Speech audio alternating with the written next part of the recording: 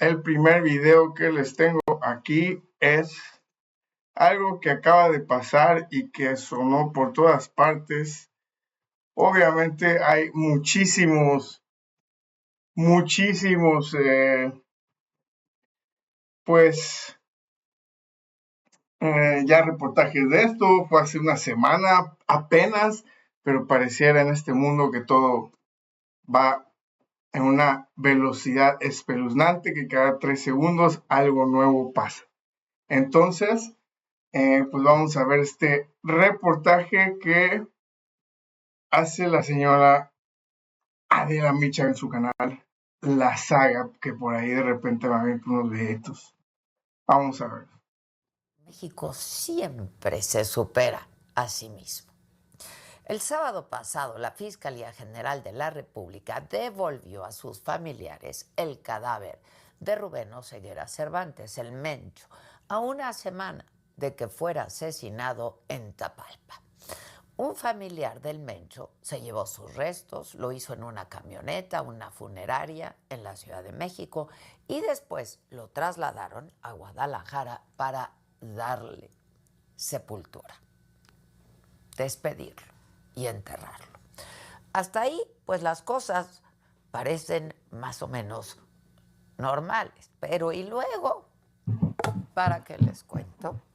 La primera cosa que a mí me resultó increíble es que vimos un despliegue de patrullas, vehículos pesados, decenas de elementos del Ejército, la Guardia Nacional, la Policía de Jalisco, custodiando el funeral del Mencho.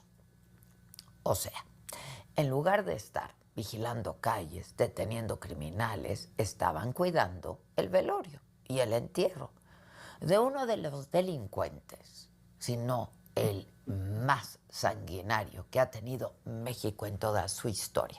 Vamos.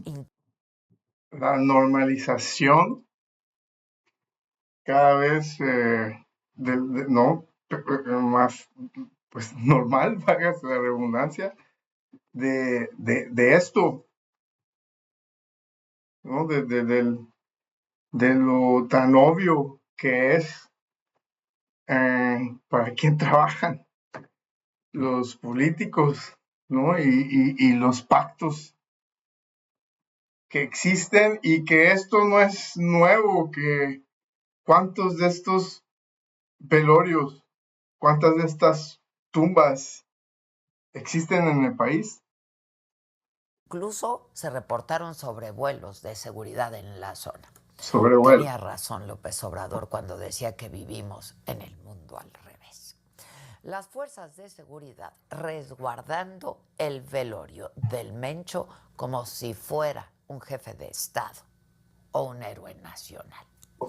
Yo me pregunto cómo se justifica esto. ¿En qué otro país del mundo suceden cosas como esta? Tampoco es que sí hay, y muchos, pero bueno, sí.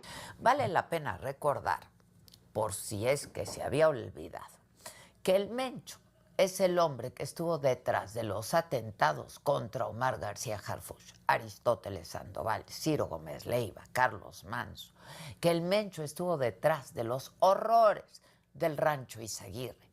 En el 2015 tiró un helicóptero del ejército con un lanzacohetes.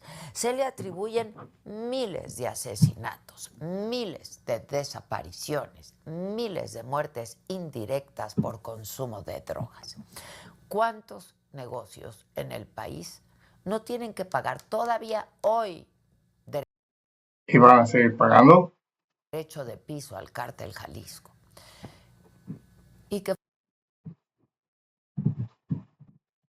Y no nada más al cártel, o sea, no nada más a ese cártel, sino el tema es realmente, va de nuevo, solo mataron a una persona, no se arregla el sistema. Y, y creo que estos eventos, esto que es tan obvio para todas las personas, todo el mainstream, ¿no? de incluso en México, como esta señora que bueno, eh, es ya el pan de cada día de todos los noticieros, de todo, y se vuelve prácticamente o sea, ya el tema es como que hasta de ventaneando, ¿no? Bueno, en mis épocas estaba este asunto de los temas, los programas que se dedican a hablar de personas famosas y esto, pero al final de cuentas no hacen nada más que eso, ¿no? Hablar y lo que sea, pero la realidad y las decisiones y todo el relajo se siguen tomando independientemente de qué es lo que sale en las noticias o está de moda. Y pues hoy, aunque es totalmente claro, totalmente obvio, de nuevo, la complicidad del el sistema en sí, como la periodista Anabel Hernández lo llama, el narcosistema que nos gobierna, pues bueno, no sé cuántos más de estos tenemos que pasar y la diferencia totalmente de cómo se le trata a los asesinos, narcotraficantes y a las personas normales como tú y yo. Fue la gente del Mencho la que hace una semana hizo más de 250 narcobloqueos, una jornada violentísima con decenas de muertos en total.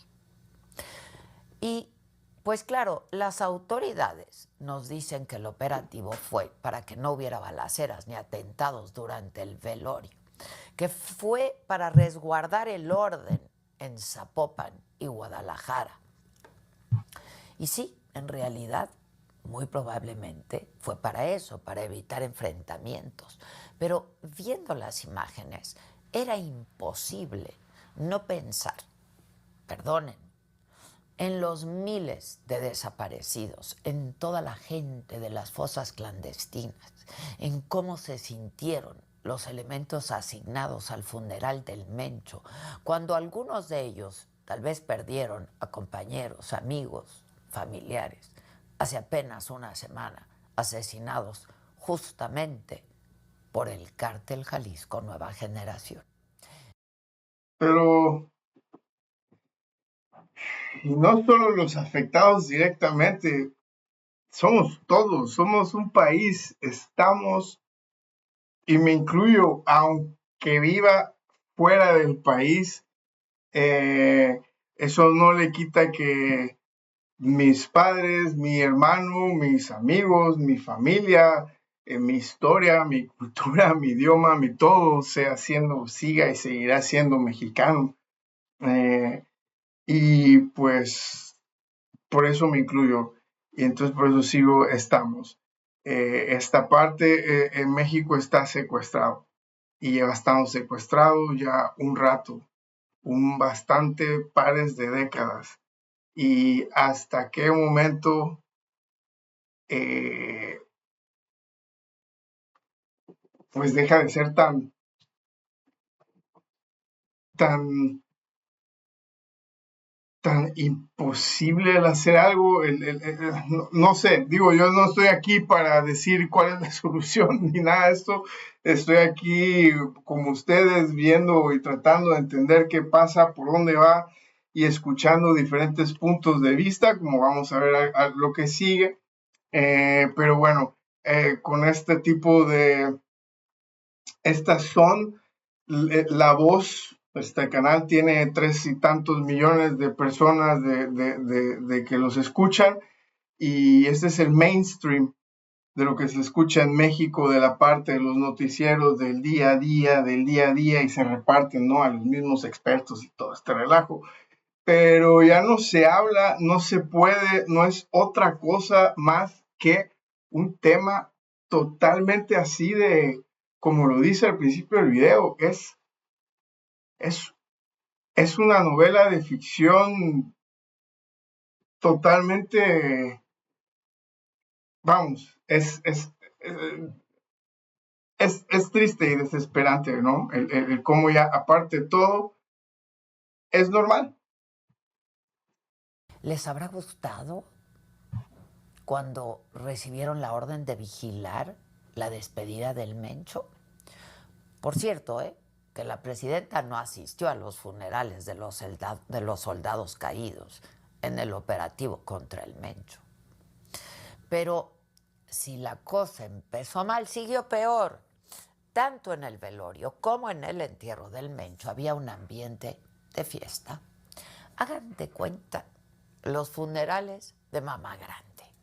Uno se habría imaginado un evento, pues discreto, pues, para no llamar la atención de las autoridades. Oh, impresionante. Y también, pues, por respeto a los miles, qué respeto, a las víctimas que han caído en manos del Cártel Jalisco. Pero no, todo lo contrario.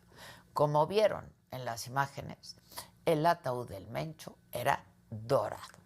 Algunos dicen incluso que estaba chapado en lámina de oro. Incluso hay medios que reportan que el modelo del féretro es este conocido como el Prometean, que es un ataúd de bronce con una chapa de oro de 24 quilates, que es similar al que han utilizado celebridades como José José, Michael Jackson, Aretha Franklin. Costaría más o menos $500,000, pero pues esto, ¿qué es para ellos? Había arreglos enormes con miles de flores rojas. Pero de $500,000,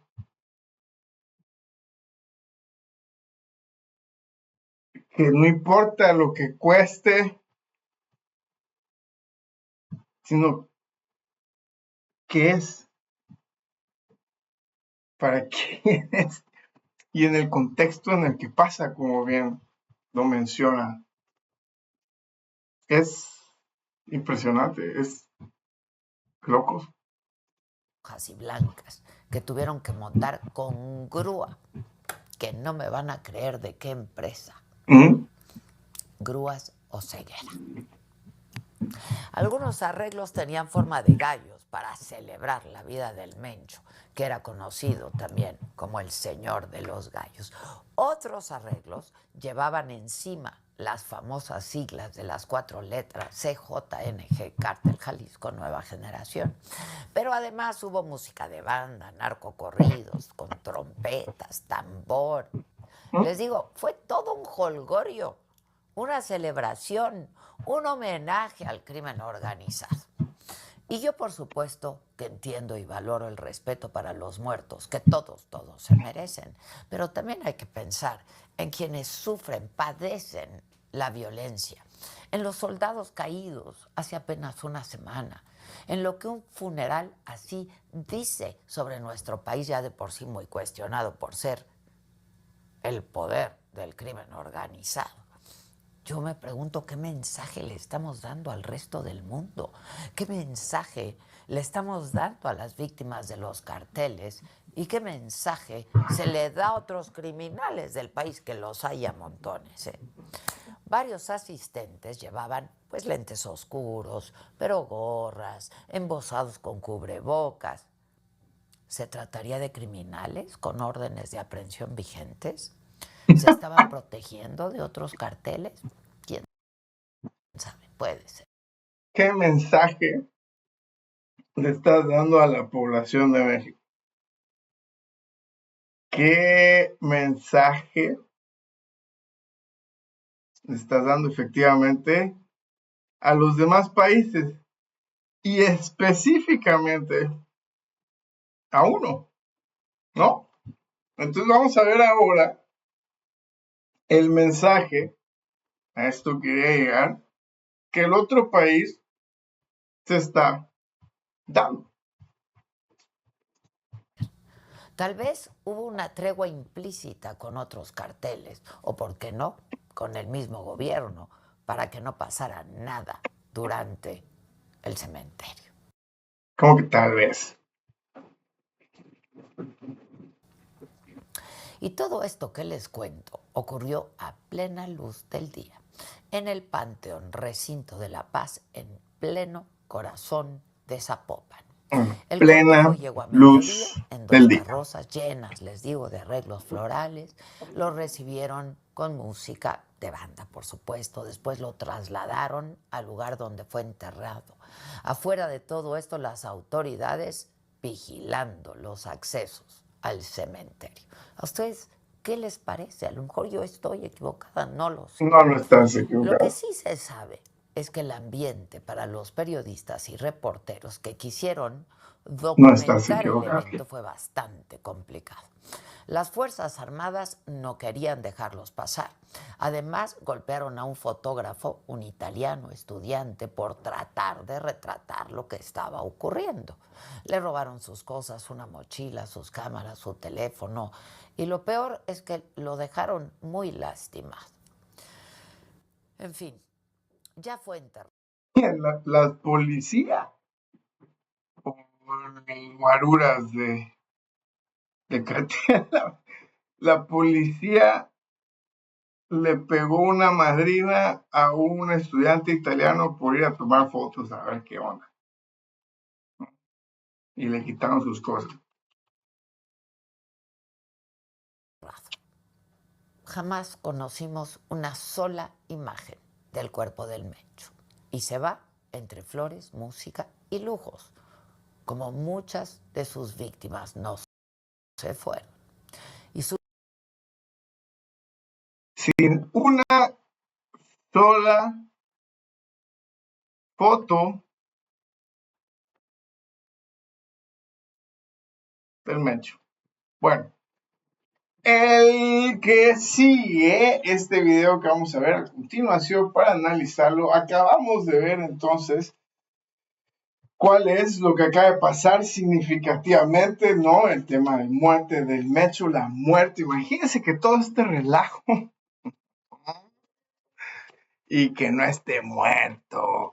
Va a estar. Por eso, las películas de ficción quedan, pero sí, bueno. Entonces, se trata de ver cómo está el escenario global y geopolítico de la situación en esta área de las Américas, ¿no? Es América del Norte, pero Estados Unidos, obviamente, la doctrina de Trump es América es para los americanos, en el sentido de que, bueno, ellos mandan, pero pues todo el continente, obviamente, ya con este nuevo mapa militar y las nuevas también capacidades militares, pues entendemos o entiendo yo que estratégicamente pues él necesita tener todo Estados Unidos, la nueva doctrina es tener control desde la Patagonia, ¿no? Las Maldivas, hasta, pues como dice Islandia.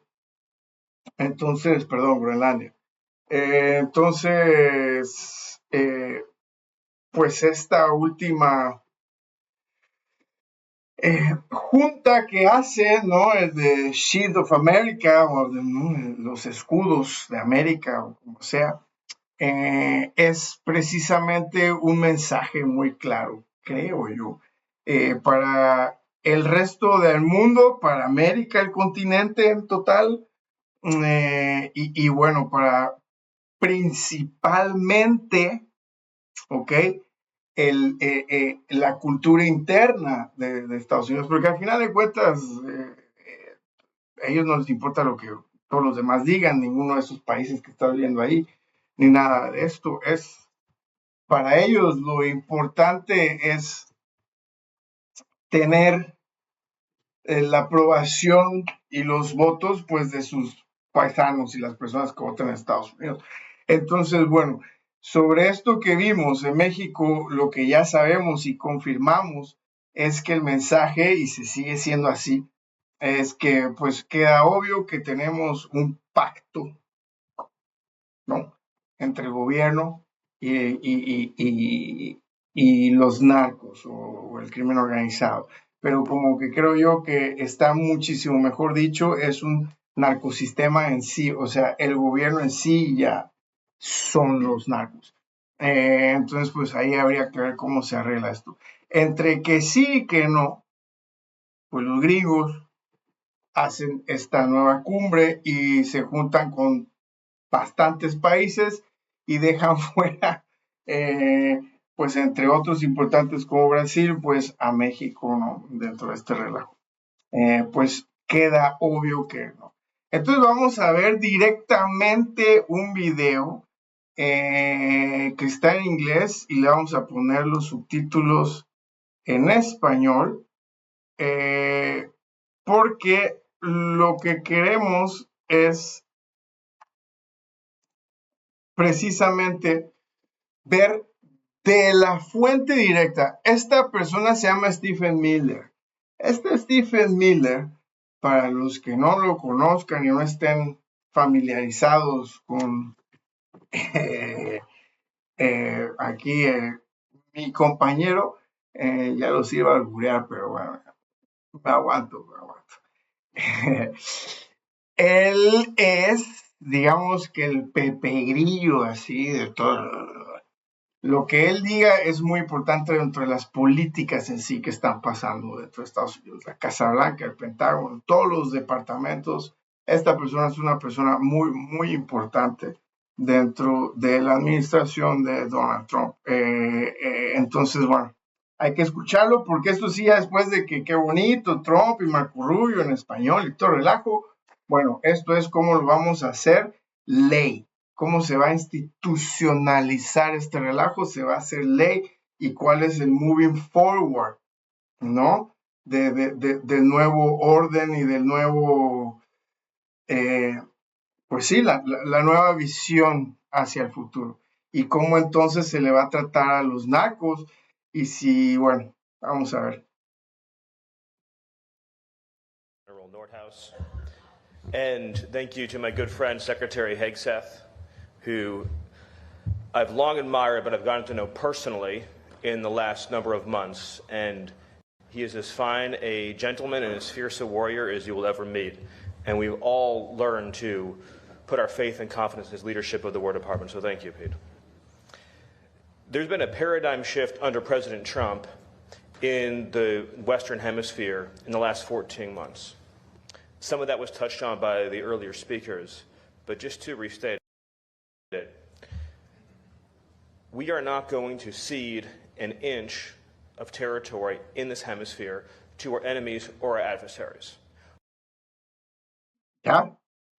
¿Así o más claro? No un inch, ni un centímetro. Esto es para nosotros. Y vamos a defender Américas. Todo el continente es para los gringos. Si nos va bien a nosotros, nos va bien a todos, dice, ¿no? Y esta es la promesa, obviamente. Entonces, va de nuevo, el paradigma, como bien lo dice, en los últimos 14 meses, cambió totalmente el hemisferio. América es para los americanos, regresaron al canal de Panamá y el petróleo en Venezuela y bueno, todas estas alianzas. Y pues porque contra quién están jugando, quiénes son los jugadores, pues Rusia, China. India tal vez por ahí, pero bueno. Our national security, our homeland security, the safety and well-being of our people begins at home, begins in our neighborhood, begins in our home region.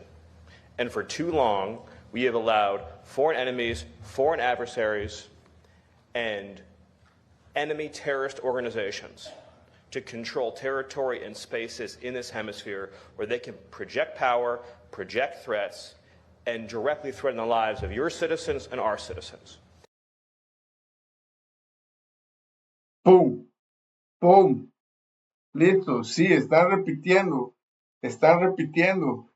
Trump lo hizo de una manera, Marco Rubio lo hizo de otra manera, J.D. Vance lo hizo de otra manera, esta persona lo dice de otra manera, pero todos están diciendo lo mismo y este es repite, y esta es la cultura, esta es la nueva forma, es el nuevo paradigma, y entonces aquí enemigos no va a haber. ¿Y quiénes son los enemigos? Rusia, China, terroristas. Rusia, China, terroristas. ni un cabrón de esos en todo el continente, pues el continente es de nosotros, de los americanos, estoy hablando como si fuera yo de ellos, ¿no? Desde Groenlandia hasta la punta de la punta de la punta de la punta hasta abajo. Todo. El Golden Dome se va a ampliar todo el continente, van a ver. And so under the leadership of President Trump, we are using hard power, military power, lethal force to protect and defend the American homeland. O sea, con Trump estamos matándolos. Lethal force to protect. No palabras. Lethal force. Pero no lethal force institucionalizada. Fuerza letal institucionalizada. Aquí atrás lo que tienen en este lugar es el Pentágono, el Departamento de Guerra. Not a single one of your nations should tolerate the existence of a single square mile of territory that is under the control of any entity other than the sovereign governments of your country. O sea, el mensaje no así, no puede haber ni un centímetro cuadrado controlado por alguna otra entidad que no sea su gobierno soberano. The idea that we would have in this hemisphere area that are under the physical control of foreign terrorist organizations, paramilitary organizations, is completely unacceptable. The cartels that operate in this hemisphere are the ISIS and the Al-Qaeda of the Western Hemisphere.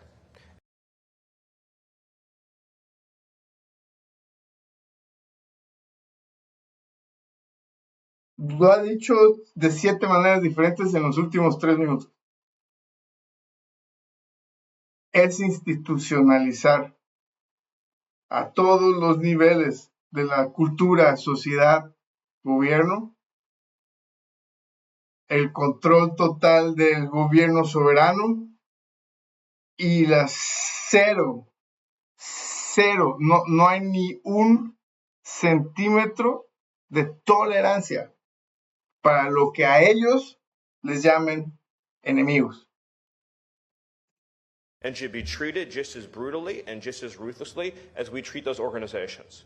What we have learned after decades of effort is that there is not a criminal justice solution to the cartel problem. There are elements of the problem that require a criminal justice solution, to be sure, but just as we fought Al-Qaeda and fought ISIS with the tip of a very lethal spear, the reason why this is a conference with military leadership and not a conference of lawyers is because these organizations can only be defeated with military power. And I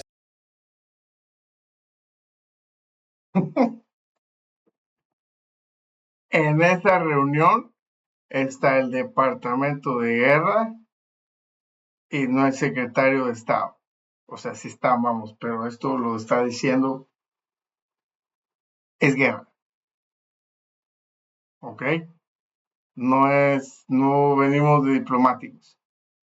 Venimos con generales y venimos a matarlos a todos. I see some heads nodding up front because they understand. You're dealing with a lot of lawyers in your own country, I'm sure. You have my permission not to listen to them. The key condition of human flourishing, of prosperity, is order and security. A country cannot pursue economic growth, cultural enrichment, art, architecture, education, science, if it doesn't have fundamental security first.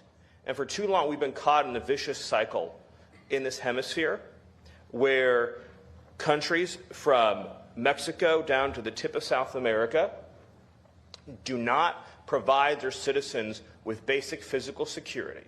So those citizens, in search of economic opportunity... No está diciendo mentira. illegally immigrate to the United States. They pay the smugglers, they pay the cartels, who then grow richer, who then go more powerful. And then your countries, in turn, become poor because you've lost your citizens, you've lost your human capital, you've lost your opportunities to develop and to grow. So you get poor, the cartels get more powerful, nothing changes, nothing improves. You have to break that cycle. You have to completely sever it.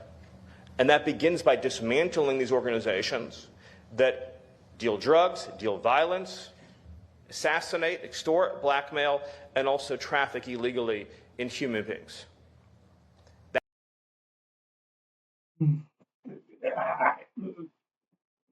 Parte, como bien dice, se comienza por algo, definitivamente, estoy de acuerdo, ellos no son santos, no se trata de ver qué país o no, pero si algo yo estoy totalmente de acuerdo es necesitamos quitar un poquito la presión que tiene ahorcado al país entero y a toda la región, como bien lo dice. Estos carteles que ellos mismos fueron los hijos de su chingada madre que ayudaron a hacerlos, pero sin embargo, ver que creo yo que verse con el tiro por la culata, pues ahora están tratando de mediar un poquito el relajo que ellos también, con muchas ganas, ayudaron a crear. That is a form of terrorism too. Illegal immigration facilitated by criminal networks is a form of terrorism. And those who are stealing your children and stealing your families and stealing your human capital are part of that terrorist continuum and should be thought of as such. It is not a victimless crime when people are paying human smuggling organizations, because that money then fuels assassinations, it fuels violence, it fuels instability, and it continues this cycle. For decades, a lot of organizations were sent to your countries. These are known as NGOs. I think you know the term, non-governmental organizations. And they gave you very, very bad advice for a very, very long time. Por mucho tiempo, todas estas organizaciones sin fines de lucro han sido totalmente de acuerdo, parte del problema y no de la solución. Totalmente de acuerdo. Totalmente de acuerdo. And basically they told you, in short, that you needed to be softer and gentler and nicer to the criminals, and that you had to demilitarize your approach and extend more rights and more opportunities to the people who are sabotaging and destroying your society. I would make the point to you, as others have pointed out before, including the president of El Salvador, that the West only achieved the place that it did in human history because it spent previous centuries eradicating the criminal elements within its territories. So the West that we came to know, that had the great music and architecture and science and the most powerful economy, it had spent centuries previous to that establishing order first, so that by the time you get, to say 18th century England, 19th century England, there have been centuries of previous history in which ruthless means were used to get rid of the people who were raping and murdering and defying established systems of order and justice. And then when people could live freely and peaceably, and children and families and women could be safe, then it became possible to pursue all of these higher elements of life. So when people who are coming to countries like yours that have had struggles and difficulties and pains and challenges, and they're telling you anything other than first and foremost, secure your countries and your territory, they're giving you not only terrible advice, but advice if someone had come to Europe centuries ago and they had followed that advice, Europe would have never become the Europe that it eventually became. And the reason why many Western countries are struggling today is they've forgotten the eternal truth and wisdoms they once followed. And that's why here under President Trump in America, we are returning to those fundamental truths. We're returning to those fundamental principles. So I'll just close by saying that you will have in President Trump, in the White House, in the Department of War, the Department of State, and the whole of our government, unwavering support, unwavering commitment and fidelity in achieving this mission, which is very simply to eradicate the criminal cartels and terrorist organizations, to deprive them of control of weapons spaces, institutions, and territory. And the human rights that we are going to protect are not of the savages that torture and rape and murder. The human rights that we are going to protect are of the peaceable citizens who have an absolute human right to live in physical safety and security every day of their lives. And in that mission, I promise you, we will be your closest partner. Thank you. Quítenle todo lo que les pueda no gustar de alguien, ¿ok? Solo quédense con esa última frase. ¿Por qué no defender los derechos humanos de las personas de bien y dejar de perder tiempo, recursos y dejar de soportar la obvia complicidad de las personas que protegen y forman parte de este otro grupo que mata, que roba, que destroza? No es algo que creo que la mayoría estemos en desacuerdo. Creo que es algo en la mayoría estamos de acuerdo. Hay que empezar a proteger a las personas de bien. Y son las mismas personas de bien las que tenemos que y tenemos que aprender a protegerlo. Y eso creo que es lo que tenemos que empezar a cambiar. Y si se nos abre una oportunidad de estas, que alguien nos ayuda, bueno, dale, pasa ahí, acaba con todos en una semanita y vemos cómo hacemos nosotros para empezar de nuevo. Muchas gracias, bye bye. Trabajamos y todo lo demás, sí, pero en este momento yo sí creo que se necesita un rehacer total, pero en nuestro caso en México no solo sería erradicar o matar a todos los narcos, es un tema de un sistema, es un sistema que está totalmente contaminado y pues destruido totalmente por esta complicidad, por el narcosistema que nos gobierna. Ahora, para seguir al siguiente tema, déjenme recordarles, por favor, de nuestro Patreon para poder acceder a nuestro nuevo y único grupo que es privado, es un Discord. Y bueno, es a través de nuestro Patreon, la suscripción, y ahí podremos tener chats, pues, para hacer redundancia, privado, sin estarnos preocupando de scams, de spam o de personas ahí que no queremos que estén y que nada más estamos ahí perdiendo el tiempo. Entonces, chéquenlo en la descripción de los videos, está todos los links necesarios. Bueno, ahora vamos a ver un tema de dinero. Vamos a tener un poquito de un resumen, un análisis de cómo estamos, según esta persona, en México, ¿no? Vamos a ver a Daniel Lacalle y cómo habla del tema fiscal actual de nuestro país. Por si te interesa pagar impuestos en México y ver cómo vamos. Bueno, a ver, le ponemos aquí. Durante mucho tiempo te ha vendido el gobierno de Sheinbaum que el peso es una muestra de fortaleza de la economía, como si fuese algo que demuestra que todo va bien.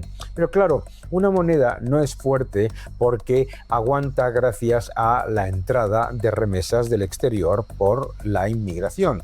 Una moneda es fuerte cuando detrás hay unas cuentas sanas, crecimiento, inversión, confianza y margen real.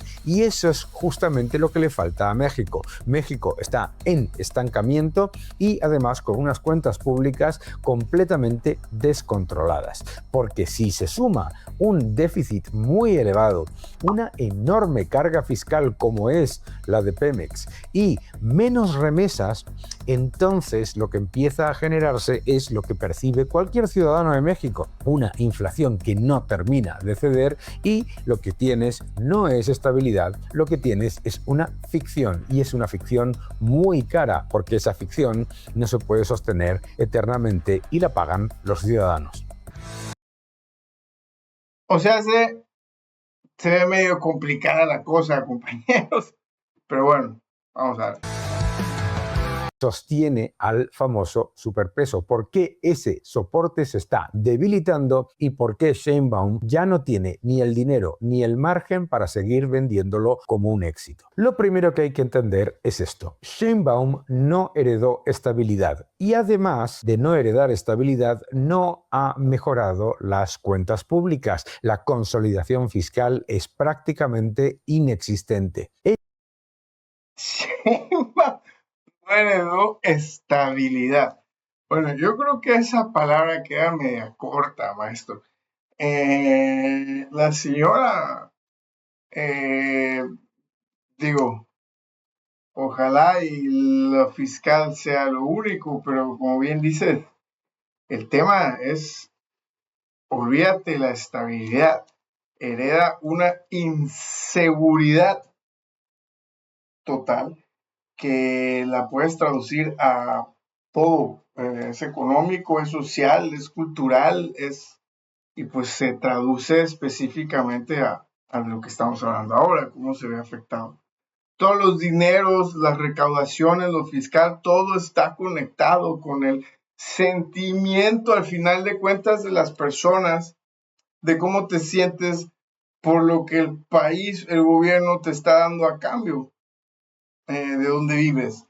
Y entonces la realidad es que en un México que se siente como un tipo sálvense quien pueda,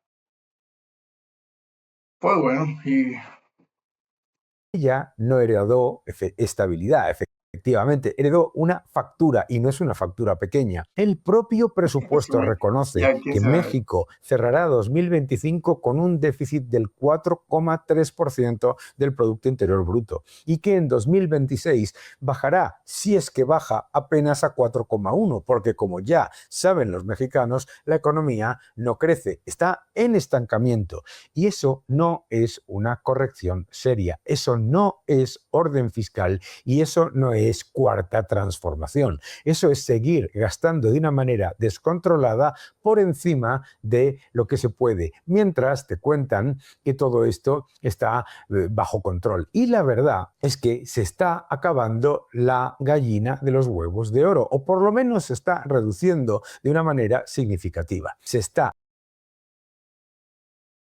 o sea, los huevos ya no están tan grandes.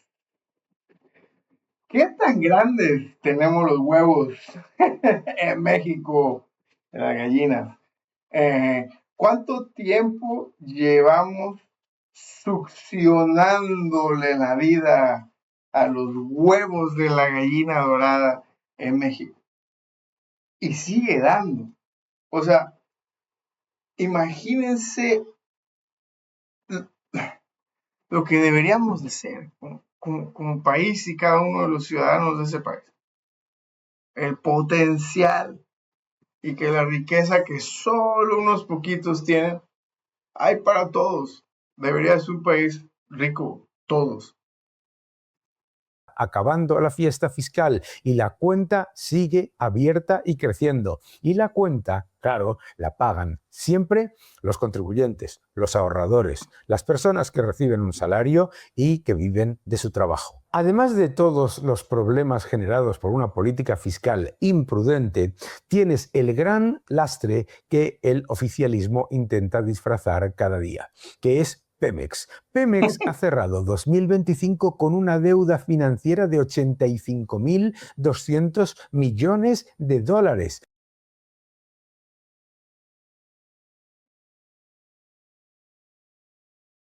¿Mm? Un año. Un año.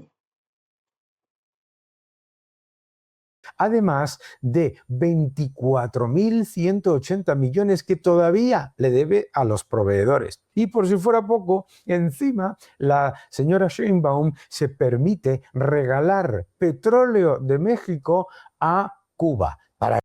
Y no todos los proveedores, porque esta nueva boda que acaba de salir, ¿no? Hay algunos que sí les pagan y les pagan bien.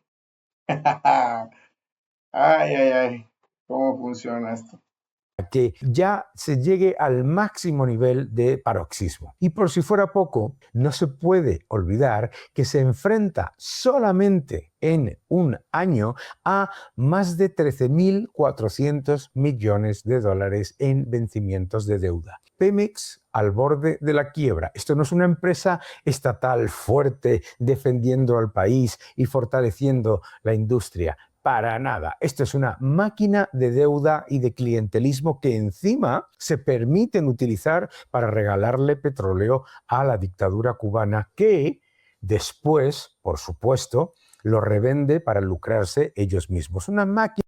Es una mierda. No es una máquina. Es una mierda lo que tenemos. Eso es lo que tenemos. Una puta mierda. Que sigue tragándose recursos, deteriorando la credibilidad fiscal de México y obligando al gobierno a cargar con una bomba de relojería que no deja de crecer. Y aquí está el corazón del engaño a los ciudadanos de México. Se habla constantemente en los medios de comunicación sobre el concepto este del superpeso. El superpeso, un peso fuerte con respecto al dólar, no era una señal de fortaleza estructural, era una señal de equilibrio frágil. Se ha sostenido con unas enormes remesas, con entradas de dólares y con una... Y no nada más con eso de las entradas, el tema también reestructural por parte de la nueva estrategia de los Estados Unidos, de la nueva doctrina, el regresar a producir cosas en Estados Unidos, les interesaba un poco hacer un poquito más barato el dólar. Entonces, a eso también agrégale el por qué parece este superpeso, ¿no? Pero bueno, aquí también una percepción de estabilidad que hoy se ve la mucho más percepción. débil. Banxico deja la tasa en el 7% el 5 de febrero. Y cuando un país necesita pagar ese precio, 7%, para sostener la estabilidad monetaria, eso no es una demostración de salud. Eso es dependencia del dinero caro. Se tiene que subir las tasas para que haya un poco de inversión. Es más, para que no se escape el dinero que entra en México por las remesas de los inmigrantes. Fortalecer una moneda por remesas de inmigrantes claramente no es una señal de la fortaleza de la economía interna. Claramente es una señal. Claramente es una señal de que la gran mayoría de las personas tenemos que seguir saliendo para buscar una mejor vida. Si es que tienes la posibilidad de la gracia y lo que sea de poder salir. Y ya cuando sales, acabas siendo parte del maquillaje que el gobierno del país ocupa para decir, miren, va todo dar. Será como mucho una muestra de la fortaleza de la economía de Estados Unidos, que es de donde están mandando el dinero. Eso es decirle al mercado, no puedo darte confianza, así que te pago más para que te quedes como puedas. Y claro, el relato se está complicando todavía más cuando empieza a entrar menos dinero por esas remesas. En enero de 2026, las remesas han caído a 4.594 millones de dólares, que es una caída ligera, pero una caída del 1,4%. Y aquí hay que decirlo como es. Esto no es un detalle. Las remesas no son un No, dato señor. decorativo para una nota económica. Son consumo, son renta, son comida, son medicinas. Son millones de hogares sosteniéndose con ese dinero. Y cuando ese flujo se enfría, México, que ha estado aprovechando ese flujo para disfrazar sus desequilibrios fiscales, pierde oxígeno social y también pierde uno de sus grandes colchones de divisas. Es decir, si el gobierno de México, primero con López Obrador y después con Sheinbaum, se ha aprovechado de esa enorme entrada de remesas para disfrazar sus desequilibrios estructurales y no ha hecho nada para mejorar la economía y deja, como ha hecho la señora Sheinbaum, una economía en estancamiento, lo que está pasando es que el efecto placebo de las remesas va a generar un menor impacto cada vez en la economía de México. Y es importante señalar lo siguiente, esto es una de las trampas del relato oficial.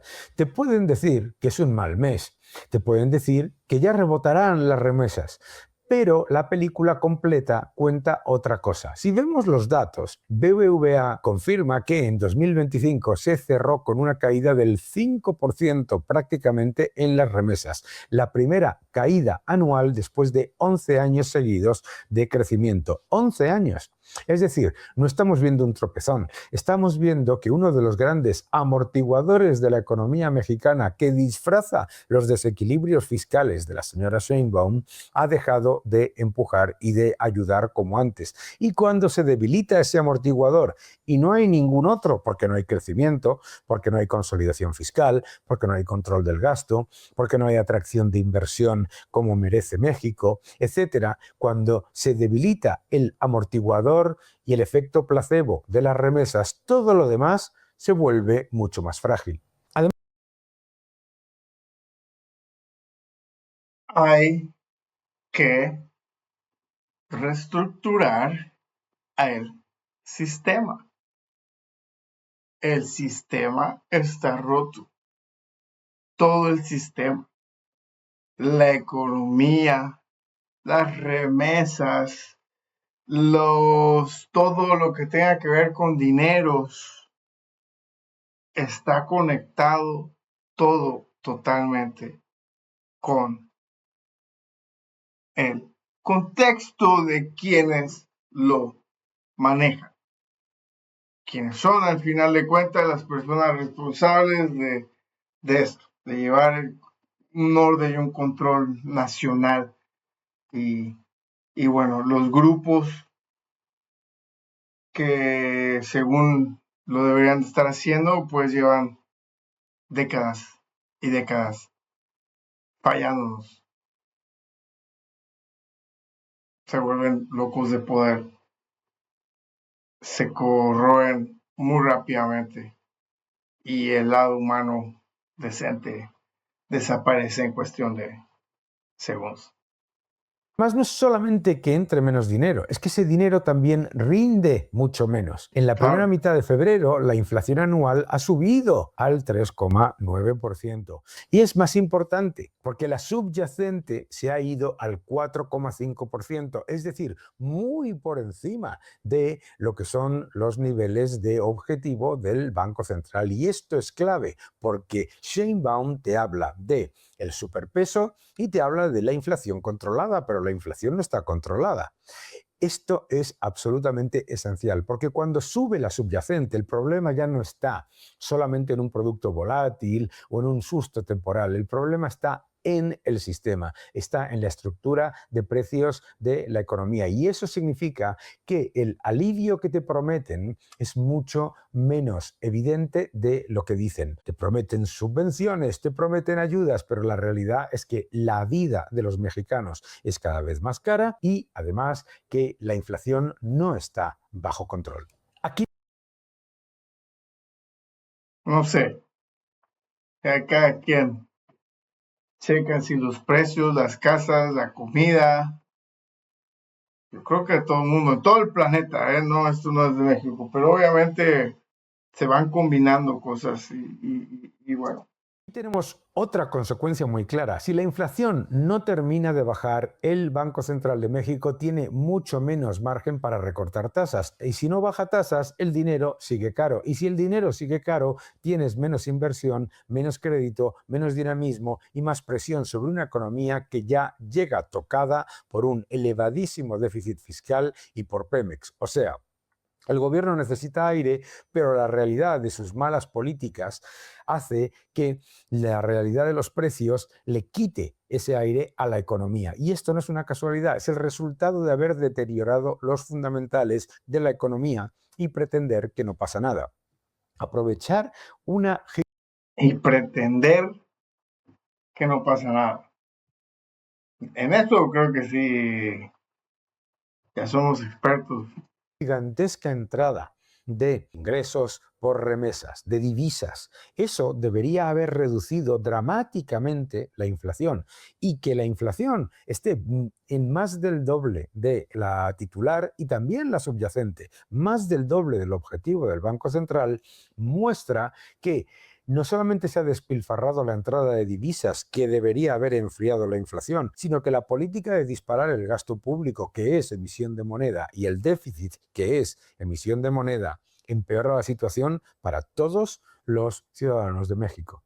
El peso no necesita caer para que se note que el problema es grave. Y aquí está el punto más importante. El peso no necesita desplomarse desde el punto de vista de los mercados. Ese es el error de análisis que comete mucha gente. El problema real es otro. El problema es que el peso se vuelve más vulnerable y que el poder adquisitivo del mismo empeora a pesar de tener un peso relativamente fuerte. Es decir, si el peso está alto y está fuerte, gracias a las remesas y a pesar de tener una moneda aparentemente fuerte contra el dólar, la inflación está descontrolada, entonces el efecto positivo de enfriamiento de la inflación que genera una moneda fuerte desaparece completamente por el exceso del gasto público y el exceso de emisión monetaria que hace el gobierno vía gasto y déficit. Déficit completamente descontrolado. Pemex, una carga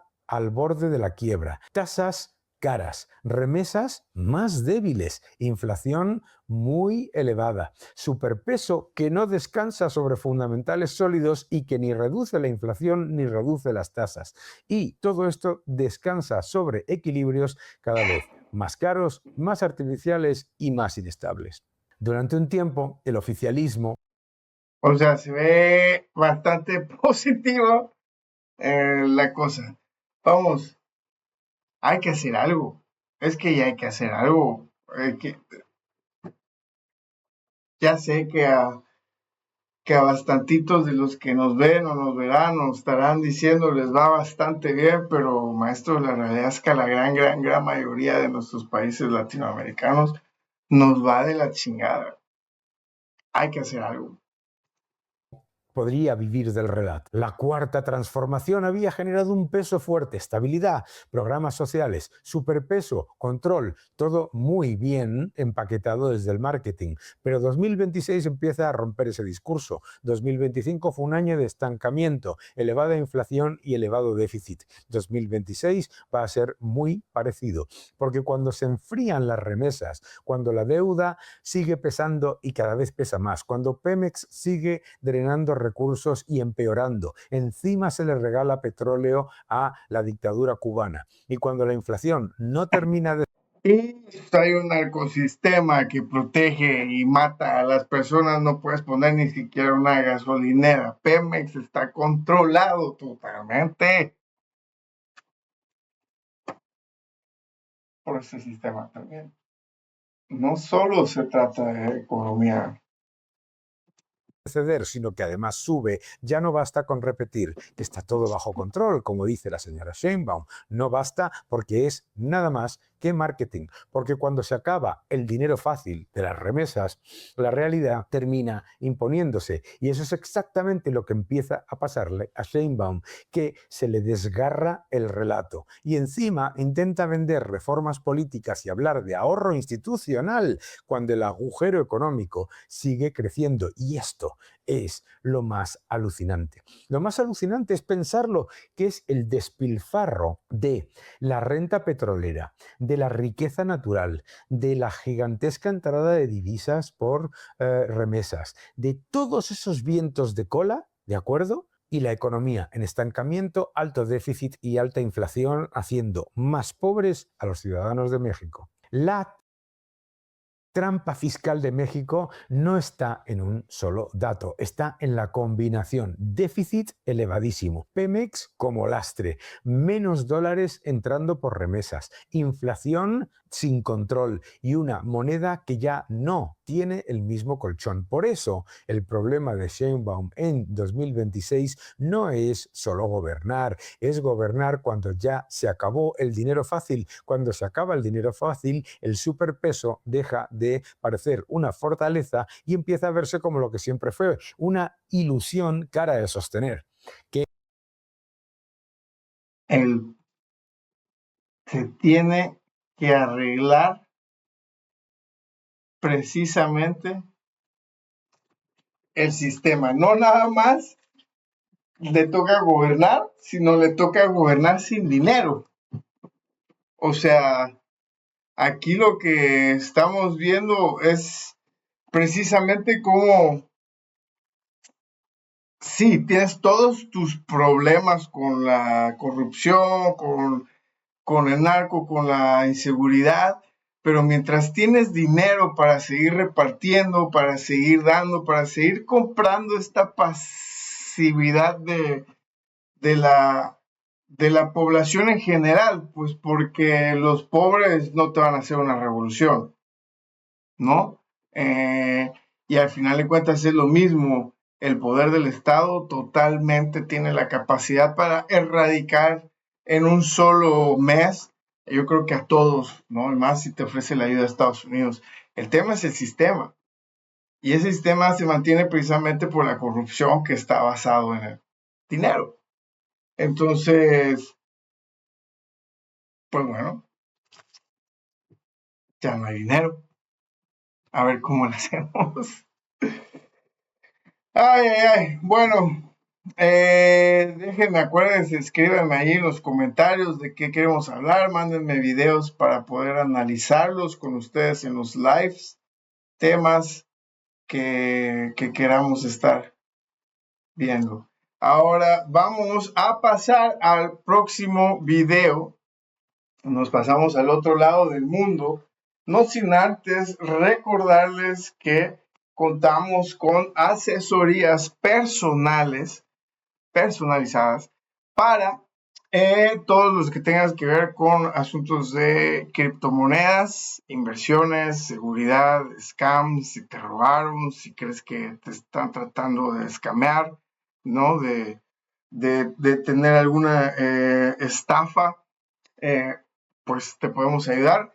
También de la misma manera con el tema de los impuestos en México específicamente. Esperamos ampliarnos a más países pronto. Pero de momento el tema de impuestos específicamente sobre México, cripto en general, te podemos ayudar de donde seas. Y bueno, todos los datos para esta asesoría personal están abajo en la descripción de este video. Ahora les quiero presentar un videíto que, discúlpame, entonces yo vivo en Suecia y hablando de, esto no es para comparar, al contrario, es para tomar lo bueno y lo malo de diferentes lugares y cómo podemos proponer y ver los juegos de tronos en diferentes áreas, ¿no? Ya vimos cómo en el área, en este capítulo, hoy martes, vimos precisamente cómo del área de las Américas con Stephen Miller, tenemos este nuevo bloque que se arma y que tiene potencial también a no solo ser, digamos, en contra de los narcos y de protección, porque le pusieron shield, ¿no? El escudo. Pero yo creo que tiene potencial a reconstruir o a reestructurar todo este tratado de libre comercio y el tema de BRICS y el tema por ahí, ya sé que hay otros países involucrados que no están en América, pero bueno, el asunto de tirarle a China sus planes con el Canal de Panamá, petróleo de Venezuela, todo el tema de su ruta de seda, ¿no? Que estaba planeando todo este tema comercial global, pues bueno, Estados Unidos, pum, le corta ahí, América es para acá, y la Unión Europea, pues también está en una pelea de vida o muerte, diría yo. No son ya para nada tan relevantes como lo eran hace unos años, y ni se diga cuando fueron imperios. Pero bueno, aún así siguen siendo, ¿no? Sigue siendo una zona económica bastante importante, las más grandes, y culturalmente hablando, estructuralmente hablando, pues todavía nos afectan bastante a todos nuestros día a día. Entonces Suecia es parte de la Unión Europea, pero en la Unión Europea tienen el euro, pero algunos países pueden optar o hay la opción de continuar con tu moneda. Entonces en Suecia se ocupan las monedas, se llaman las coronas suecas. No han querido entrarle al tema de compartir también monedas y sistema financiero. Precisamente, pues bueno, es esto, depende en dónde estás y qué quieres negociar y qué te conviene, no. Para algunos países entrar al euro fue la salvación, aunque ya vimos qué pasó con algunos de estos países, ¿no? Que no les fue tan bien, y Suecia decidió no entrarle. Ellos se quedaron con su moneda y hoy seguimos ocupando las coronas suecas. Entonces se volvió a este próximo video que vamos a ver, se trata sobre una pequeña análisis de cómo parte de la población sí le gustaría ser parte digamos, de la nueva moneda, de la misma moneda, ocupar el euro, y otra parte no, oye, ¿por qué? Hay algo interesante para ver del otro lado del mundo de México, en Europa y específicamente Suecia, no Suiza, Suecia. Suecia lleva en la Unión Europea desde 1995, pero 30 años después sigue pagando con coronas en vez de euros, a pesar de que más del 50% de su comercio es con la eurozona y que buena parte de sus empresas se financian en euros. Y es que en 2003, cuando se preguntó a los suecos en un referéndum si querían adoptar el euro, un 56% votó que no, y el tema quedó políticamente enterrado durante casi 2 décadas. Sin embargo, tras años de debilidad de la corona, un contexto geopolítico más tenso con la guerra en Ucrania y la entrada de Suecia en la OTAN, el debate se ha reabierto. Y hoy, incluso la propia ministra sueca de Finanzas plantea crear una comisión para estudiar seriamente los pros y contras de adoptar el euro. Por ello, hoy en el viejo continente te cuento por qué Suecia decidió mantener su propia moneda cuando entró en la UE, qué consecuencias económicas y políticas ha tenido seguir con la corona todos estos años y, sobre todo, por qué motivos el gobierno sueco está coqueteando ahora con la idea de dar el salto definitivo al euro. Cuando Suecia entró en la UE en 1995, lo hizo como un país con una tradición de neutralidad política y una fuerte cultura de autonomía económica, pero plenamente integrado en el mercado interior. Y es que desde el Acuerdo de Libre Comercio con la Comunidad Europea en 1972 y el Espacio Económico Europeo en el 92, Suecia ya estaba profundamente conectada al mercado europeo. Y esto facilitó unas negociaciones relativamente rápidas, ya que la solicitud formal llegó en el 91, las negociaciones arrancaron en el 93 y se cerraron en poco más de un año, y culminaron en el referéndum del 94, donde un 52,3% de los votantes aprobó la entrada en la UE. 52, o sea, por nada. Recuerden que el vecino Noruega no entraba.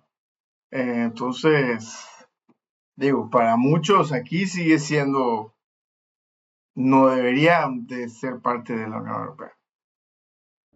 Con su adhesión, Suecia aceptó, en teoría, el objetivo de unirse a la Unión Económica y Monetaria, es decir, en resumen, adoptar el euro cuando cumpliese con los criterios y cuando estuviese preparada. Así, a diferencia de Dinamarca, por ejemplo, Suecia no negoció un opt-out formal en los tratados y en el papel está obligada a avanzar hacia el euro. Pero en la práctica los suecos encontraron una vía política para mantener la corona y fue la de no entrar voluntariamente en el mecanismo europeo de tipos de cambio, el MTC2, que es como la sala de espera, digamos, obligatoria antes de adoptar el euro. Y claro, al no participar en el MTC2, Suecia mantiene una especie de opt-out de facto porque formalmente no rompe con las reglas, pero en la práctica congela el proceso de unirse al euro. Esto sucede. O sea, ahí está en todo su esplendor el término aplicado de hacerse el sueco. Son maestros en eso. Maestros. Así porque la población O sea, sí, pero no. sueca nunca ha estado entusiasmada con el euro y el referéndum de 2023 cristalizó ese rechazo. De hecho, desde entonces, ni un solo partido en Suecia se ha atrevido a mover ficha para cumplir con la promesa de adoptar el euro. Y por ello es fundamental entender muy bien qué es lo que sucedió en ese referéndum. El 14 de septiembre de 2003, los suecos votaron si querían sustituir la corona por el euro y entrar en la eurozona. La participación fue altísima, por encima del 80%, señal de que el tema tocaba fibras identitarias y económicas de primer orden. Y el resultado fue muy claro. Aproximadamente un 56% votó no al euro frente a un 42% que votó por el sí, cerrando la puerta al euro en Suecia. Pero, ¿por qué una mayoría votó que no? Pues básicamente por miedo. Y es que por un lado existía el temor de perder el control de la política monetaria, o sea, a renunciar al Riksbank, el banco central más antiguo del mundo, para pasar a depender del Banco Central Europeo en Alemania. El banco central más antiguo del mundo. Riksbank. O sea, estos hay un control. Digo, esta forma de existir y de que las cosas funcionen y todo, traen cosas que pueden que no gustarte, ¿no? Pros y contras y ya tiene que haber, tienes que sacrificar algunas cosas o sacrificar, no sé, pero algunas cosas que se verían como libertades en unos lugares, aquí al parecer las personas han decidido sacrificar ciertas libertades en contra de obtener ciertos beneficios que tienen que ver más con este orden y cómo funcionan, o sea, el sí funcionar, el bien funcionar de las cosas, de los sistemas. Y por otro lado, había preocupación por el modelo social sueco y su estado del bienestar. O sea, muchos temían que el euro, asociado a políticas de disciplina fiscal y reformas estructurales, pudiese erosionar la capacidad del Parlamento sueco para decidir su propio equilibrio entre impuestos, gasto social y competitividad. Y, evidentemente, también jugó un papel muy importante la identidad nacional, ya que la corona sueca es un símbolo del país y su desaparición se percibía en aquel momento como una cesión adicional de soberanía después de la entrada en la UE. Además, el contexto emocional tampoco ayuda al euro, porque pocos días antes del referéndum, la ministra de Exteriores, Anna Lindh, una de las voces más visibles a favor del sí, fue asesinada, lo que sacudió al país y obligó a suspender las campañas relacionadas con la votación. Para que se den cuenta que la violencia política no es solo de una parte. Pasa en todas partes del planeta, ¿eh? La diferencia es que, ¿cuántos? Y aunque no hay evidencia de que este hecho por sí solo cambiase el sentido del voto, sí que contribuyó inevitablemente a un clima de choque emocional que reforzó la prudencia y el voto conservador, o sea, votar no al euro y mantener la corona como moneda de Suecia. Además, en 2003 el euro todavía era un experimento relativamente joven, con dudas sobre su capacidad para combinar economías tan distintas como Alemania, Italia, Grecia o España. Y para muchos suecos el no se vio como una apuesta para esperar y ver cómo evolucionaba esta moneda en otros grandes países. Pero ojo, cuidado, cabe decir que ese referéndum no era jurídicamente vinculante respecto a los tratados de la UE.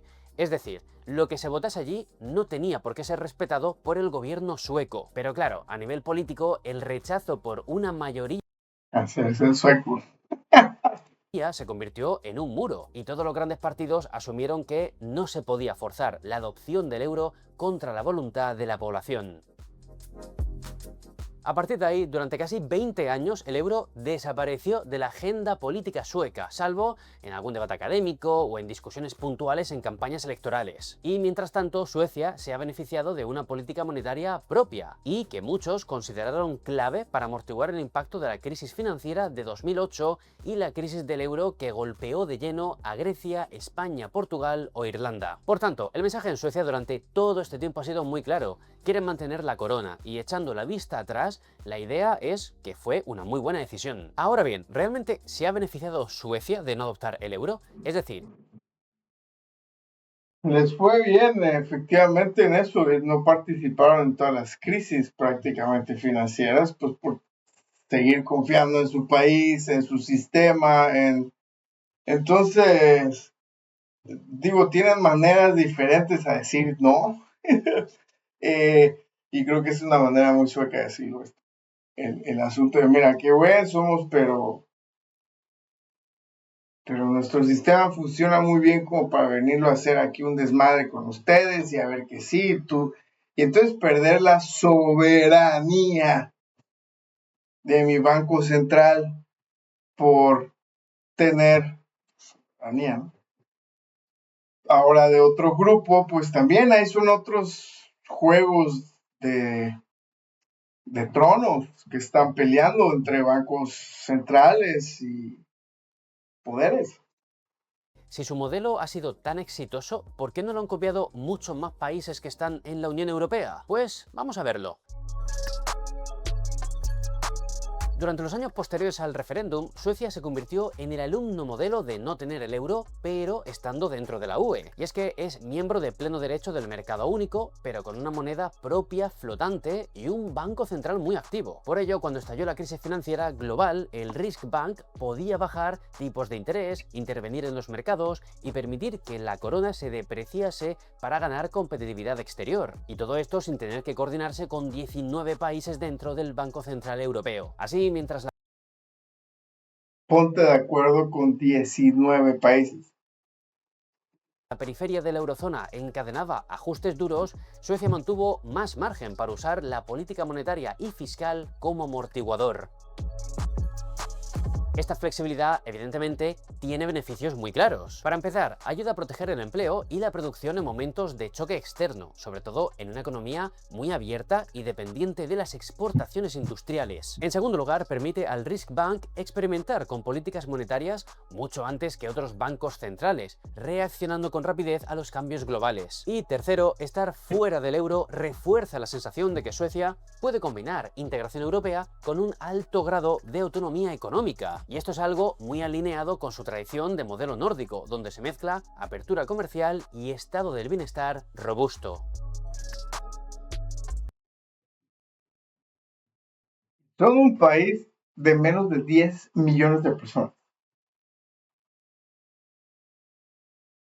Hay menos suecos que chilangos.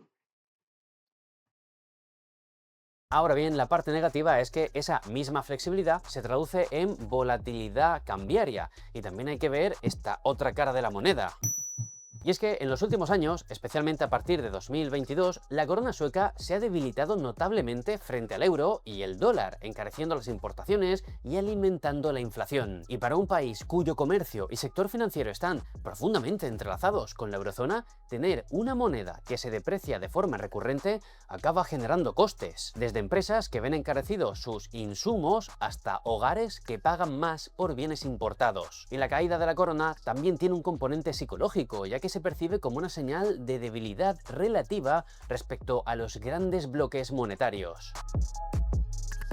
Además, mantenerse fuera del euro implica renunciar a ciertos beneficios de integración financiera y política, porque estar en la eurozona significa tener asiento directo en las decisiones del BCE, participar de manera más estrecha en la coordinación de políticas económicas y, sobre todo, enviar una señal de compromiso estratégico con el núcleo duro de la UE. Y esto cobra especial relevancia cuando la geopolítica se vuelve más tensa y el debate en Europa gira en torno a la autonomía estratégica, la defensa y la resiliencia frente a Estados Unidos o China. Además, Suecia, que ya es miembro de la Y Rusia, no te olvides de los ruskis.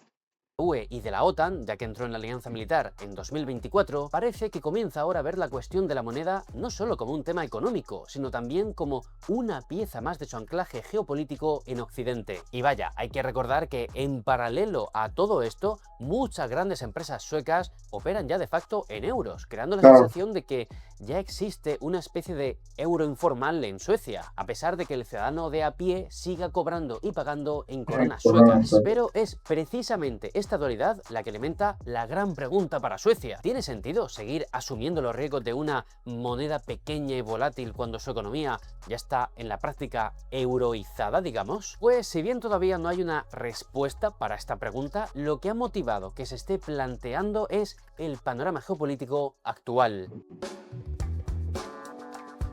Lo que reabre de verdad el debate sobre el euro en Suecia es una combinación de shocks que van desde la caída de la corona y la guerra en Ucrania hasta las tensiones comerciales globales y el giro de Suecia hacia una política de seguridad más alineada con la OTAN y el bloque occidental. Así, la invasión rusa de Ucrania ha acelerado el abandono de la tradición sueca de neutralidad y llevó al país a solicitar el ingreso en la alianza militar, reforzando la idea de que en un mundo más peligroso, la integración con los socios europeos debe ser lo más profunda posible.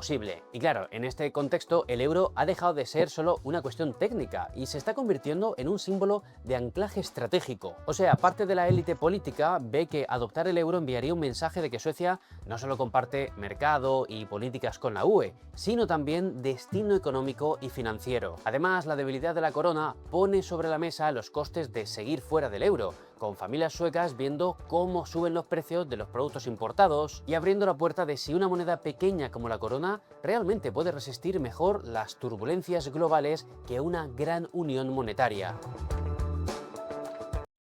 Depende, ¿no? De tu precisamente política interna y de qué tanto podamos producir y de qué tanto se puede hacer. Pero la otra parte también queda claro que este país no tiene todos los recursos internamente para sostener el estilo de vida que los suecos están acostumbrados a llevar. Entonces, es esto lo que digo, no es una respuesta fácil, obviamente, pero hay que ver qué estrategia se toma para tratar de reducir también, pues porque si se trata de producir aquí, tenemos bastante producción de temas técnicos y temas de tecnología, pero la comida, algunos textiles, vamos, definitivamente no creo que Suecia pueda ser un país autosustentable. No con el estilo de vida que estamos hoy acostumbrados a vivir aquí en Suecia.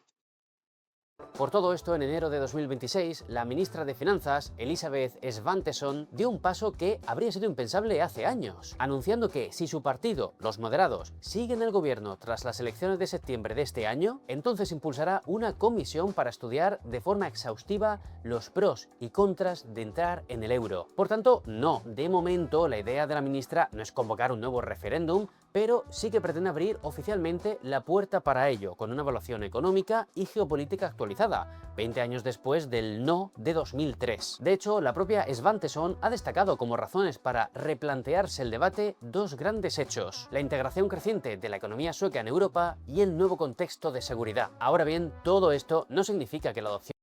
Ahora bien, van a seguir haciéndose los suecos, o sea, 20 años más pueden pasar sin ningún problema.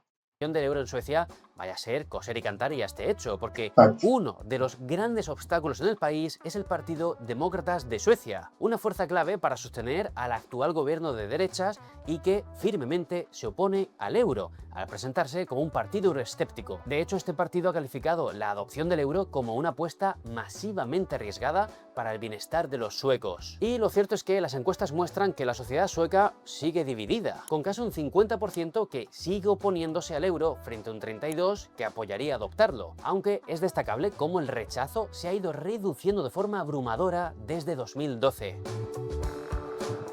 Además, el mero hecho de que el gobierno ponga el tema sobre la mesa otra vez ya es un cambio importante, porque durante años el euro en Suecia fue poco menos que un tema tabú a nivel político y hoy vuelve a plantearse como un debate legítimo. A fin de cuentas, la combinación de la presión económica, la integración comercial y financiera con la eurozona y el nuevo contexto geopolítico hace que la idea de adoptar el euro ya no suene a locura, sino como una opción racional que merece ser estudiada. Por ello, la pregunta ahora es si la sociedad sueca está realmente preparada para reabrir un debate que marcó una generación y, sobre todo, ¿qué podría ocurrir si Suecia acabase adoptando el euro?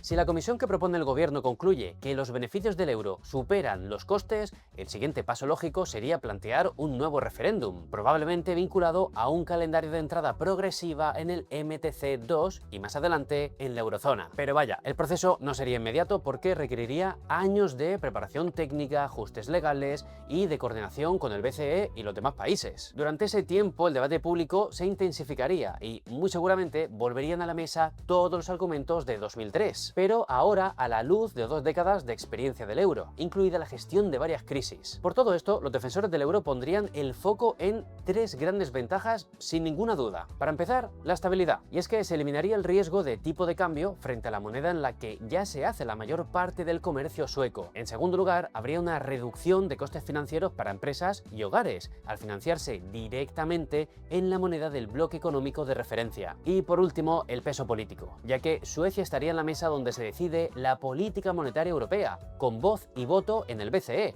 en lugar de limitarse a adaptarse desde fuera. Eso sí, los detractores también tendrían fuertes argumentos e insistirían en la pérdida de flexibilidad. Y es que renunciar al Riksbank como emisor soberano significaría no poder devaluar la moneda para responder a shocks específicos que afecten solo a Suecia y no al resto de la eurozona. También alertarían de que pertenecer a una unión monetaria sin unión fiscal plena expone al país a decisiones tomadas por una mayoría de países con estructuras económicas distintas, algo que ya se vio en las tensiones de la crisis del euro. Y por supuesto, volvería al argumento identitario, porque renunciar a la corona sería eliminar un símbolo que para los suecos lleva en su historia desde hace siglos.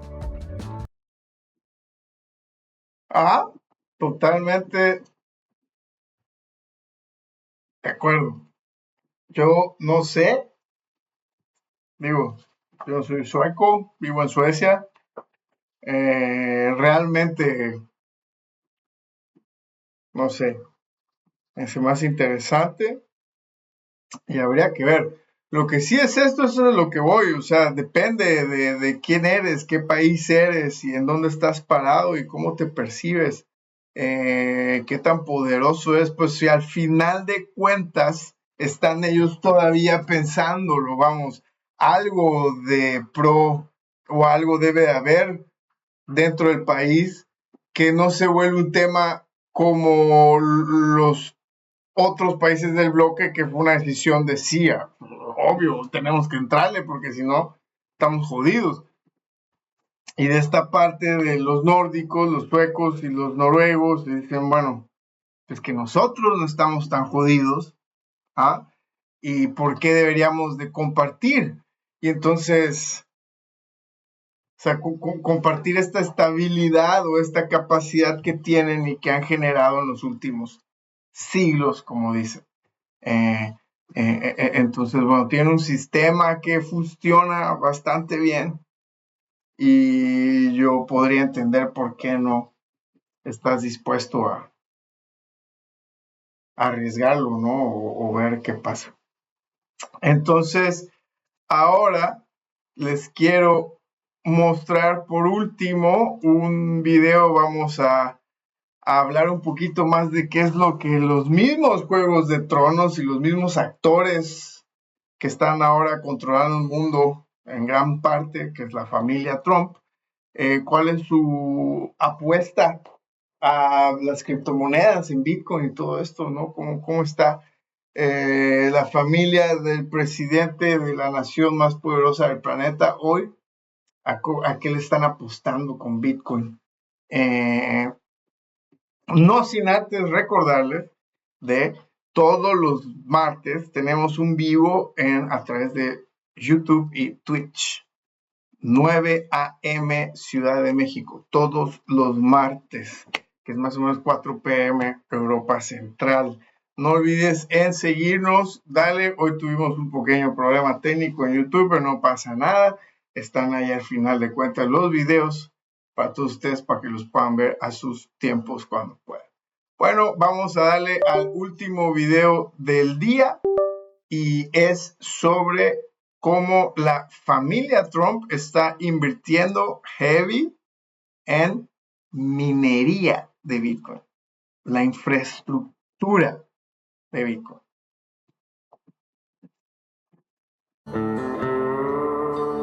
When they first started construction, like what's going on out there?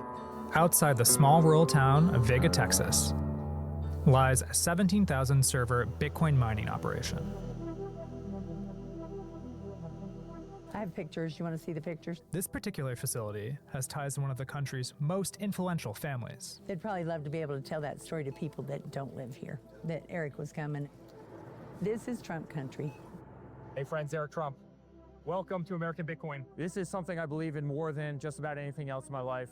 Eric Trump has been a main player in his family's crypto ventures. I realized how fragile the financial institutions were in this country. I realized how punitive the financial institutions were in this country. And I fell in love with this new era of finance. As the Trump family's wealth surges during President Trump's second term, I wanted to understand why Eric Trump is mining Bitcoin and how vast the Trump crypto empire has become. The rules are only 21 million Bitcoin ever. That's it. Every 4 years, the amount of Bitcoin that get released gets cut in half.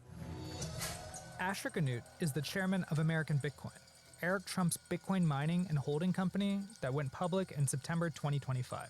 So if you run the math, that's why in 2140, you'll get to 21 million Bitcoin, and then that's American Bitcoin. That's out there. The cryptocurrency has exploded in value in the more than 15 years since its launch. In data centers like this, servers process payments between Bitcoin users. In exchange for lending their computing power, companies like American Bitcoin are rewarded with Bitcoin as currency. We mine about 8 to 10 Bitcoin a day. Monetarily, we're talking about thousands of dollars or so forth, and tens of thousands of dollars.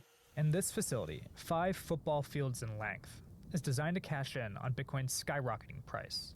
Have you been to this facility before? Yeah, actually my first time here. This is brand new for us. Yeah, and we're building multiple different facilities, and we are mining all over the place, and we're growing and growing and growing. Eric Trump and Ganoot first met in southern Florida through mutual friends. And I was telling a bit more of what we were doing and building at Hut 8, and we really jammed over actually building real physical infrastructure. And I showed them photos of this facility, of other facilities that we have, and I was like, this is what our intentions are. They said, listen, we're already doing the data center concept, and you love Bitcoin, we love Bitcoin, we believe in Bitcoin. Why don't we use Hut 8's infrastructure? Hut 8 is Ganoot's other company, which operates data centers, power plants, and had a long-standing Bitcoin mining business. When Ganoot and Trump decided to go into business together in March of 2025, Hut 8 cleaved off a portion of its Bitcoin mining arm to set up a new entity with Eric Trump. They called it American Bitcoin. Though its holdings are still smaller than Hut 8's, American Bitcoin has amassed one of the biggest hoards of Bitcoin on a public company's balance sheet, mainly through selling its stock to buy crypto. And as of early January, the new company had about $500 million worth of Bitcoin on its balance sheet. Las cantidades de billete que hay con empresas que tienen public Bitcoin Treasury Companies. ¿Ok? O sea, están haciendo holding de Bitcoin. Y no nada más están haciendo holding de Bitcoin. En muchos casos de estas están minando Bitcoin. Y para entender un poquito más el contexto, no están minando para tener más Bitcoins. Están minando precisamente para mantener el sistema de Bitcoins y vas a ganar dinero con los fees, ¿no? Las transferencias, pues solo hay 21 millones de Bitcoins en sí que se van a repartir.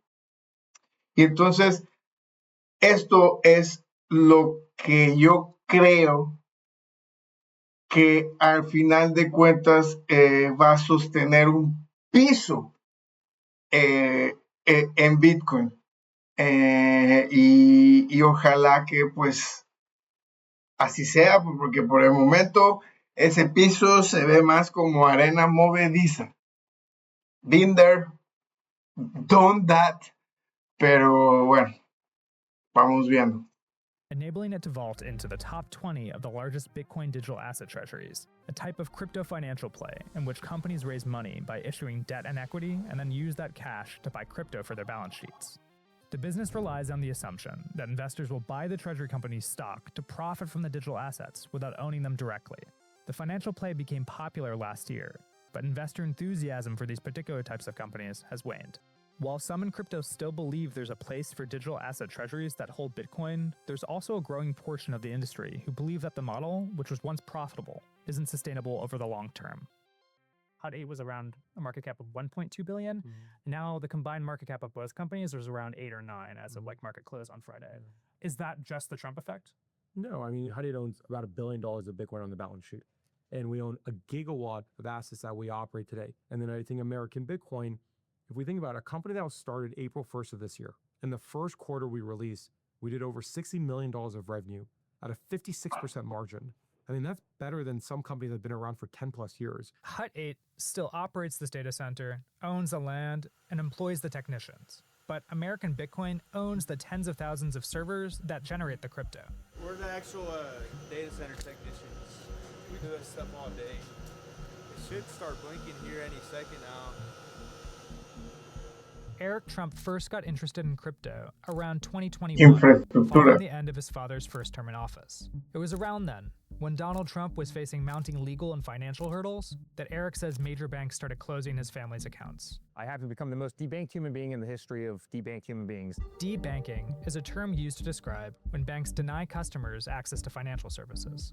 I have unbelievable assets, have great cash flow, never had a default, never have a breach of any covenant. But because my father was wearing a hat that said, "Make America Great Again," they want to pull our accounts. Capital One pulled our accounts. JP Morgan pulled our accounts. Bank of America pulled our accounts. All three banks.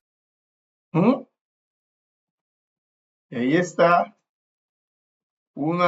la razón principal del concepto detrás de Bitcoin, no de todas las criptos, de Bitcoin específicamente. Y no es único, ni solo Bitcoin lo puede hacer. De nuevo, para todos, por favor, el valor de Bitcoin es precisamente esto que acaban de escuchar. Y es un concepto que se puede replicar. O sea, si Bitcoin desaparece, no quiere decir que la oportunidad de tener ese sistema desaparece. Y a todos nos puede pasar. Y no tienes que ser de un país que ni siquiera tiene bancos o que quedas porque naciste en Irán y te fuiste a otro lugar y no te quieren. No.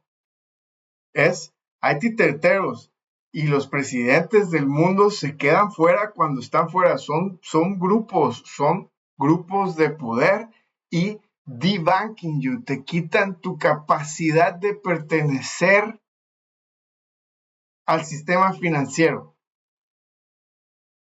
Y Bitcoin está creado para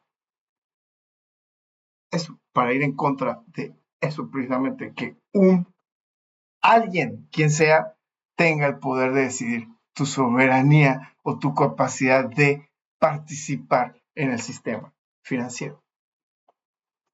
have denied that they closed customer accounts because of political stances and would not comment on Eric Trump's specific allegations. In general, banks say they weigh a variety of factors when closing accounts, including financial, regulatory, and legal risks. We don't debank people because of political, religious affiliations. Losing their accounts at major banks prompted the Trumps to expand beyond. Ese vato, creo que es JP Morgan, ¿no? El CEO, ese mismo que dijo que todo cabrón que compra Bitcoin es estúpido. Su hija compra Bitcoin y dijo, efectivamente, mi hija es una estúpida. Y bueno, hoy son de los bancos con más Bitcoin en sus cuentas. On real estate to digital currencies. Crypto is worldwide. Crypto is 24 hours a day, 7 days a week. Go to JP Morgan. Go try and get a loan from them. You're gonna have to go through this and you're gonna have to go through that. Crypto doesn't have any of that. Crypto gives you transparency, it gives you efficiency. In 2024, Eric announced the launch of his first crypto business, World Liberty Financial. We certainly went into crypto in a very, very big way. It was certainly in reaction to everything that those big banks had done to us. And despite the president's previous criticisms, Bitcoin, it just seems like a scam. Donald Trump signaled a full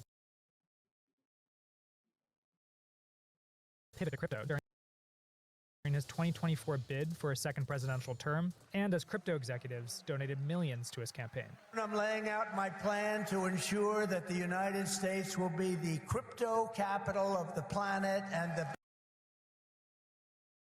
Bitcoin superpower of the world. American Bitcoin is just one prong in the Trump family's growing crypto empire. The Bitcoin power of the world. Bitcoin superpower of the world, Daddy Trump, baby. The family has historically made its money from real estate, but according to Fortune's own analysis, over the past year and a half, the Trumps have amassed more than $3 billion on paper through a complex array of coins and companies. There's American Bitcoin, the company in Vega. Eric is a co-founder and chief strategy officer.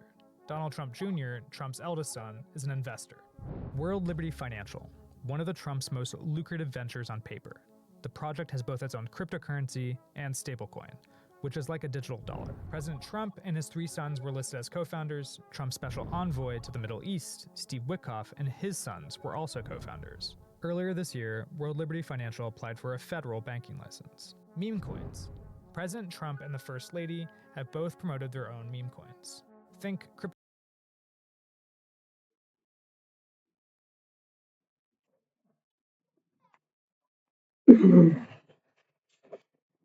Si algo saben hacer es hacer billete. ¿Ok? O sea, de nuevo, aquí no estamos para ver y quién es bueno y quién es malo y si, no sé, eso ya cada quien ahí se hará. Se hará su pedacito en el cielo cada quien. Pero lo que es cierto es, esto es este güey da masterclasses de cómo hacer billete, güey, y cómo moverse, y su familia definitivamente. Muy bien, a ver qué sigue. Cryptocurrencies whose value is often tied to the popularity of a cultural joke or notable person. Trump Media and Technology, the holding company for Truth Social and other projects, which is run by Trump advisor Devin Nunes. It's buying Bitcoin, issuing crypto ETFs, and launching its own cryptocurrency. And the 5th is the Trump Organization itself. We have a lot of crypto on our balance sheet. We believe in cryptocurrency. How much crypto do you have on your balance sheet? We're a private company, so I'm not gonna mention. Would you give me a range? It's substantial. More than 100 million? Absolutely. More than 500 million? Probably. That growth in crypto riches has coincided with Trump's second term in office, where he's pushed a series of pro-crypto measures. Trump has signed bipartisan legislation that regulates stablecoins, issued crypto-friendly executive orders, and he's pardoned several people convicted of crypto-related crimes. Much of this has raised questions for ethics experts like Richard Berfault, who is a professor of constitutional law and government ethics at Columbia Law School. You never know whether they're making the decision on the merits, what they view as the right thing for the country, or because it's good for them and their family, or whether they even see a difference between the two. If you're bueno, y tienes estas personas que solo se van a dedicar a decir que sí, que es solo para eso. Obviamente es bueno para ti. Obviamente te conviene. Obviamente. Oh, man. big in crypto. Are you liberalizing the rules on crypto because you think it's a really good industry and people should be involved in it, or because you're doing it because it's good for you, or some hybrid of the two? Eric Trump has said that the president is merely implementing good policy for the U.S. when he focuses on crypto regulation. Briffault says the ethical concern isn't that presidents benefit from good policy. They should.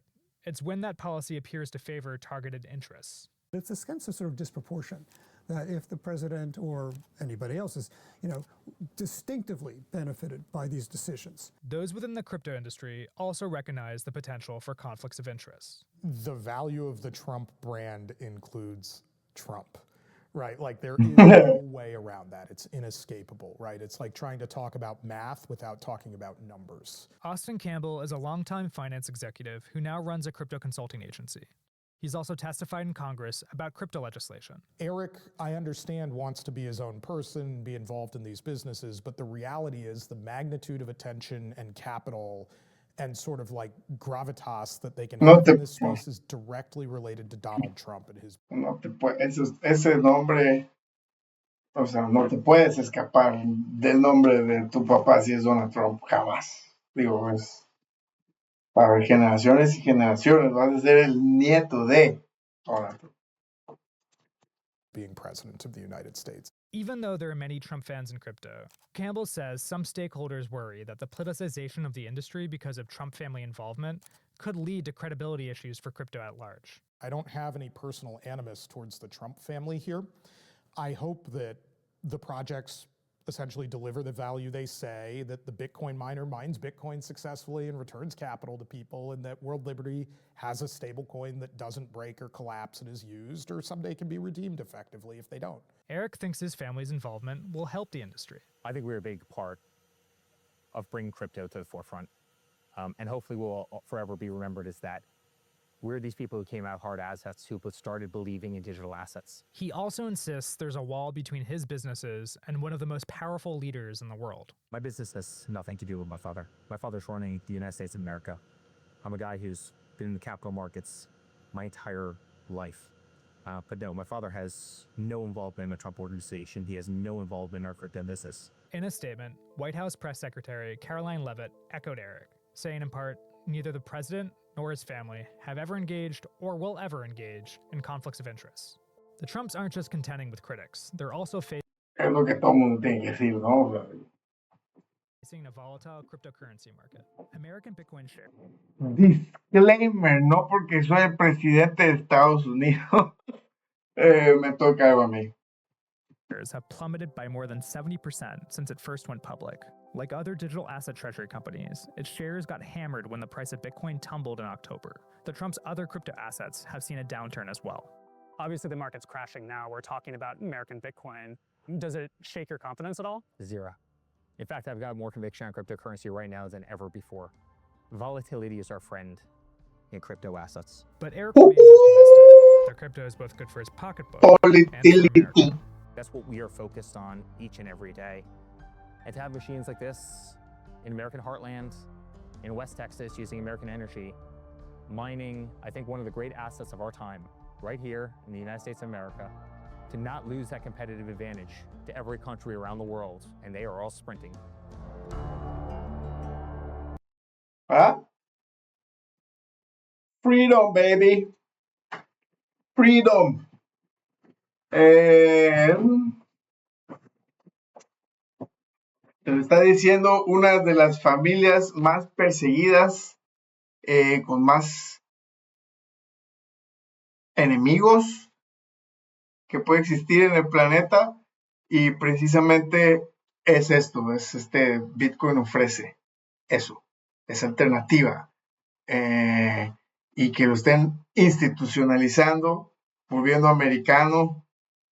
Esto tiene que ver, y no me sorprendería por ahí, que en este tema de lo que acabamos de ver con el tema del escudo de las Américas, que se va a convertir, creo yo, también en algo económico, y por ahí no me sorprende que el Bitcoin, si no, yo creo que el Bitcoin sería una mejor opción al dólar, en el sentido de que toda la región podría adoptar alguna cripto algún proyecto en vez del dólar en sí para dolarizar todo América y toda la región. Algo así creo que están planeando. Le quedan bastantes años en todo lo que llevan siendo un año impresionante esta familia o esta administración, mejor dicho.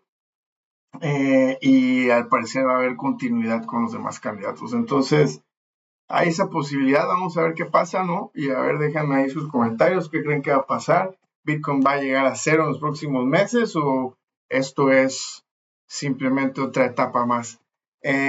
Muchísimas gracias por habernos acompañado el día de hoy a nuestro primer live, que creo que solo estuvo live en Twitch. En YouTube no sé, vamos a arreglar eso para que la próxima semana no nos pase y nos podamos ver en vivo el próximo martes a las 9 de la mañana, hora Ciudad de México. Estén muy bien. Bye bye. Nos vemos hasta la próxima. Bye.